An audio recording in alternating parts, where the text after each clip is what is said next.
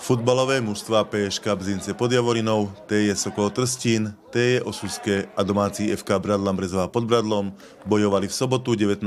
júla na tradičnom turnaji o pohár primátora Brezovej pod Bradlom. V prvom zápase sa predstavili domáci hráči Bradlanu proti súperom z Trstína, nad ktorými zvíťazili 2-1. Po tomto zápase nasledovalo oficiálne otvorenie turnaja primátorom Brezovej Jaroslavom Ciranom a predsedom oblastného futbalového zväzu Trenčín Ivanom Grófom. Tých čakala ešte milá povinnosť, a to odovzdanie diplomu a medailí hráčom žiackeho mužstva Bradlanu za 3. miesto v 4. lige pod vedením trénerov Samuela Závodného a jeho asistenta Tomáša Režnáka. Ja som v prvom rade veľmi rád, že sme spravili perfektnú partiu, to len nie chalanov, ale aj rodičov. Za toto sa im chcem aj poďakovať, aby som na to nezabudol hneď takto na úvod.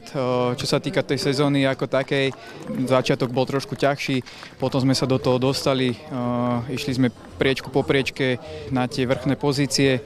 V podstate tá druhá polka sezóny sa vyvíjala viac menej v náš prospech.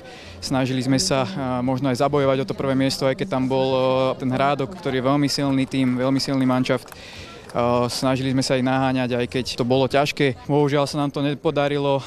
Nakoniec sme obsadili 3. priečku, ale ja som veľmi rád, že tých chalanov, hlavne ten futbal bavil, že chodili na tie tréningy vo veľkom počte, že tam bol obrovský progres oproti minulej sezóne. Takže toto sú veľké pozitíva pre nás.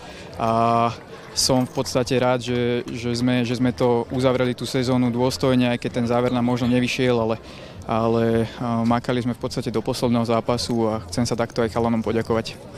Bez mládeže sa nepohneme ďalej. To je bez diskusie. Ja osobne som veľmi zaťažený na mládež a už pri svojom nástupe do funkcií som trval na tom, aby sme sa o mládežnícke družstvá starali vo zvýšenej miere a hlavne, aby sme im vytvorili súťaže a podmienky také, aby mohli každým rokom bojovať o svoje mety. V roku okolo 2015 bolo okolo 70 mládežníckych mužstiev. V podstate prípravky neexistovali. No dneska máme prihlásených 125 mužstiev mládežníckych a celá tá dlhoročná práca sa prejavila aj tým, že prakticky dorastenecké mužstva zanikali. Bolo 6 mužstiev dorasteneckých dlhú dobu. Dneska máme prihlásených do súťaže 13 mužstiev. Takže tam sa prejavila tá práca, že tých dorasteneckých mužstiev pribudlo a z nich sa dá aj čerpať potom do súťaží mužov, pretože v súťaže mužov nám veľmi zostarli. Veľmi zostarli, sami to všetci vidíte, že mužstvá majú 30 a vyše rokov, minimálne polovicu kádra, jak nie viac. Onedlho začne nový ročník súťaží s niektorými novinkami. Snáď by som spomenul to, že nám pribudli, čo nie je samozrejmosť, ale pribudli nám 3 mužské mužstvá. V Novomestskom okrese pribudla Horná Streda, sa vrátila a Zemianske Podhradie, to isté, vrátilo sa, čo zanikli v minulosti mužstva. V okrese Trenčín sa prihlásila Chocholná a teraz mám správu, že by sa mohlo aj 4. mužstvo prihlásiť a to by bolo kľúčové B. Čiže chvála Bohu, pri zaniknutí jednoho mužstva Dolnej Poruby, ktorá sa už neprihlásila do žiadnych súťaží, dokonca ani do mládežníckych, tak nám pribudli ďalšie 3, možno 4 dospelácké mužstva.